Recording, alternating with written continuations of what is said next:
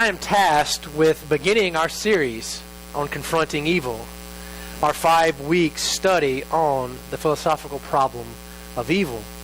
But in so many ways, this series really began last Wednesday in our Ash Wednesday services when I introduced most of you to the problem of evil and the necessity for this 5-week course.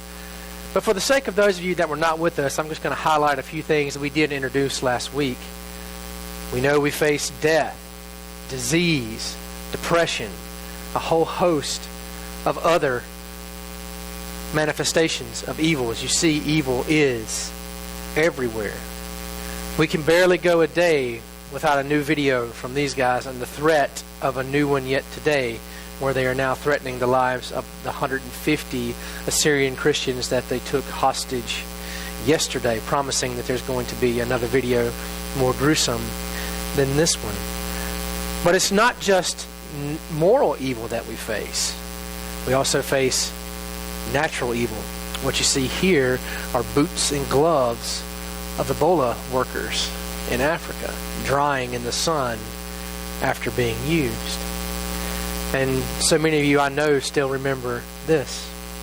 Any guess as to what that is? Tsunami in Fukushima after the earthquake. So we face moral evil at the hands of wicked people like ISIS, wicked people in history like Adolf Hitler. And we face natural evil all the time, like the tsunami, like this.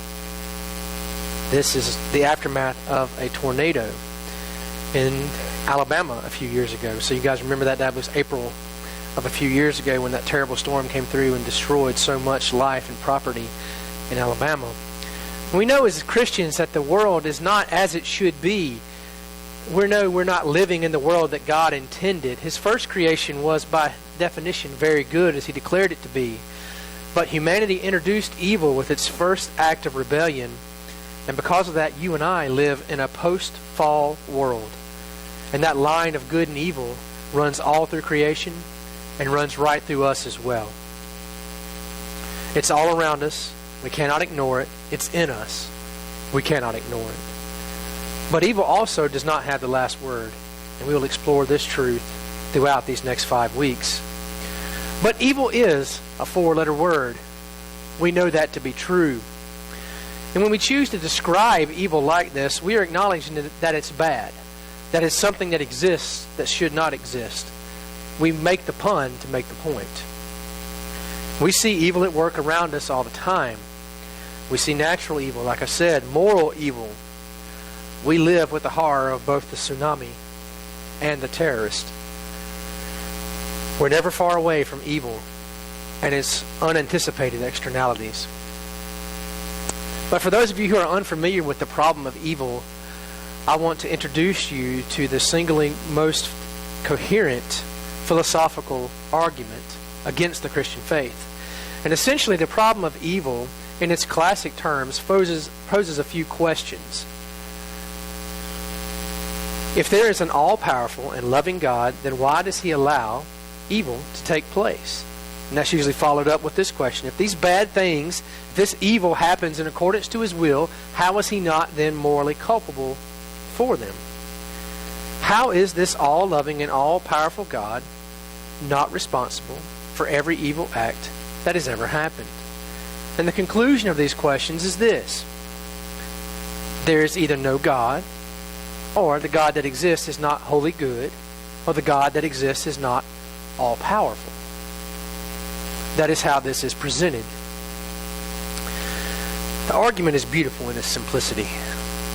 It cuts right at the heart of the Christian faith, because the Christian faith posits that God is indeed loving and all-powerful.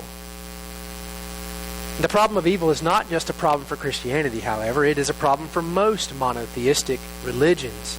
And while this problem may pose no threat to the Buddhist, it comes into conflict with the concept of God as presented in Christianity, Judaism, and Islam, as they all believe in an all-powerful and benevolent God.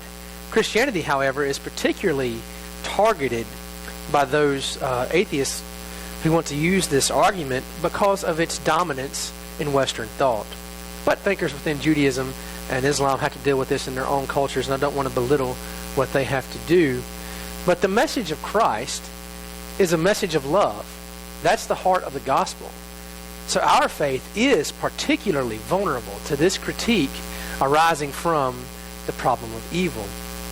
Now, atheists, both new and old, not just the Alex Hitchens and those people of the world, but old atheists as well, have wasted no time in seizing upon the problem of evil and making it their crown jewel or flagship argument against the Christian faith. Indeed, if you go to any argument, any debate set up between a Christian and an atheist, more than likely this is going to be one of the key points raised by the atheist in their argument. So let's take a look at a couple examples of what they have written about the problem of evil in regards to Christianity. This is from William Rowe in his God and the Problem of Evil. He says, there exist instances of intense suffering, which an omnipotent and omniscient being could have prevented without thereby losing some greater good or permitting some evil equally bad or worse. And an omniscient, wholly good being would prevent the occurrence of any instant intense suffering it could, unless it could not do so without losing some greater good or permitting some evil equally bad or worse.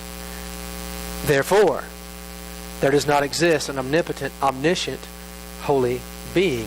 And there you have it, presented in beautiful syllogism, right? That's exactly how they would prevent it and teach you that in logic class, for those of you that would remember A and B, and then there's your conclusion. Other atheist writers do not take the time to flesh out all the details in a nice mathematical formula like Rowe. They just enjoy produce nice pithy sayings like this one from Robert Ingersoll.